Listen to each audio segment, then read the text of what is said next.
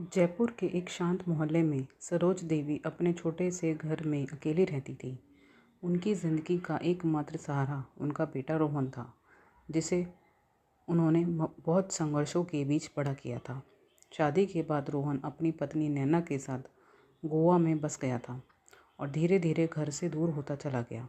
करीब 2.5 महीने बाद जब रोहन का फ़ोन आया कि वह 2 दिन बाद घर आ रहा है, तो सरोज देवी की सूनी ज़िंदगी जैसे फिर से खिल उठी। उन्होंने पूरे घर की सफाई की, रसोई में तरह तरह के पकवान बनाए। हर डिश में उनका इंतज़ार, उनका स्नेह और सालों का प्यार घुला हुआ था। काम करते करते एक पल के लिए उनकी नज़र अलमारी के उस पुराने डिब्बे पर पड़ी, जिसमें कभी उनके गहने रखा करते थे। कुछ क्षण के लिए वह ठहर गई, फिर हल्की सांस लेकर दोबारा काम में लग गई। अगले दिन जब दरवाज़ा खुला तो सामने रोहन और नैना खड़े थे। दोनों ने उनके पैर छुए। सरोज देवी ने नैना को गले लगाते हुए कहा कि वह उनके लिए बहू नहीं, बेटी है। नैना ने मुस्कुराकर जवाब तो दिया, लेकिन उस मुस्कान में अपनापन अभी भी अधूरा था। दोपहर को जब सरोज देवी ने बड़े प्यार से खाना परोसा तो नैना ने एक ओर लेते ही नाक भौं सिकोड़ ली। उसने कहा कि वह तो इतना तेल वाला खाना नहीं खा सकती और तुरंत बाहर से खाना मंगवा लिया। सरोज देवी के हाथ कुछ पल के लिए ठहर गए। उन्होंने कुछ नहीं कहा और चुपचाप अपना बनाया हुआ खाना समेट लिया। उनकी आंखों में नमी थी, लेकिन चेहरे पर वही शांत भाव बना रहा। शाम को घर में भजन रखा गया था। आस पड़ोस की औरतें आई थीं। माहौल भक्ति में भरा हुआ था। तभी नैना ने सबके सामने कह दिया कि इतना शोर उसे पसंद नहीं। ये सुनकर सब एक दूसरे का चेहरा देखने लगी और धीरे धीरे वहाँ से उठकर चली गई। सरोज देवी ने किसी से कुछ नहीं कहा, लेकिन अंदर ही अंदर उन्हें बहुत ठेस पहुँची। अगले दिन सुबह सरोज देवी मंदिर चली गई। इस बार उन्होंने जानबूझकर घर में कुछ भी बनाकर नहीं रखा।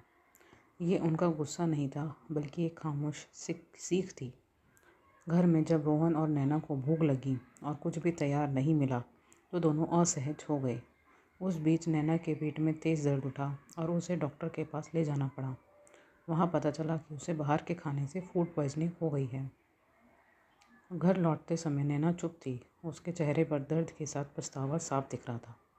घर पहुंचकर उसने धीमी आवाज़ में सरोज देवी से कहा कि उसे कुछ हल्का खाना चाहिए। सरोज देवी ने शांत स्वर में जवाब दिया कि जब घर के खाने में कमी लगती है तो उसे बनाना भी ज़रूरी नहीं लगता। यह सुनकर नैना की आंखों में आंसू आ गए। तभी पड़ोस की शर्मा आंटी आई और उन्होंने नैना को अलग ले जाकर बताया कि सरोज देवी ने अपने बेटे को पढ़ाने के लिए अपने गहने तक बेच दिए थे। कई बार ऐसा हुआ कि उन्होंने खुद भूखे रहकर रोहन को खिलाया, लेकिन उसे कभी महसूस नहीं होने दिया। थोड़ी देर बाद सरोज देवी खुद भी बोल उठी।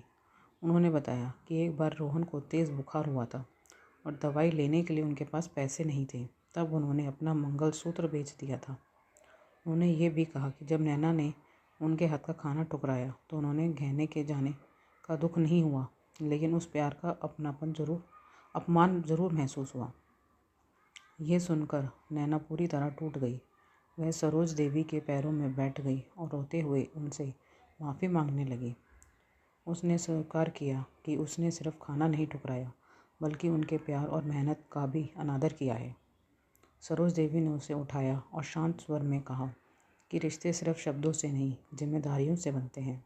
इसके बाद वह उसे रसोई में ले गई। नैना के हाथ कांप रहे थे, लेकिन वह सीखना चाहती थी। सरोज देवी ने उसके हाथ थामकर उसे खिचड़ी बनाना सिखाया। उस समय रसोई में सिर्फ खाना नहीं बन रहा था, बल्कि एक रिश्ता धीरे धीरे फिर से जुड़ रहा था। अगली सुबह जब सरोज देवी उठी तो रसोई में चाय बनने की आवाज़ आ रही थी। उन्होंने जाकर देखा तो नैना चुपचाप चाय बना रही थी। रसोई में सजी हुई थी और उसके चेहरे पर एक अलग ही शांति और अपनापन था। उसने मुस्कुरा कर कहा कि आज से घर का काम वह संभालेगी और सरोज देवी आराम करेंगी। सरोज देवी की आंखों में आंसू आ गए, लेकिन इस बार ये आंसू दुख के नहीं, संतोष के थे। उन्हें लगा कि अब उनका घर सच में घर बन गया है, जहाँ सिर्फ लोग नहीं बल्कि दिल भी साथ रहते हैं। इस तरह धीरे धीरे नैना ने सिर्फ खाना बनाना ही नहीं, बल्कि रिश्तों को निभाना भी सीख लिया और सरोज देवी को ये भी सुकून मिल गया कि उनका घर अब सच में पूरा हो चुका है।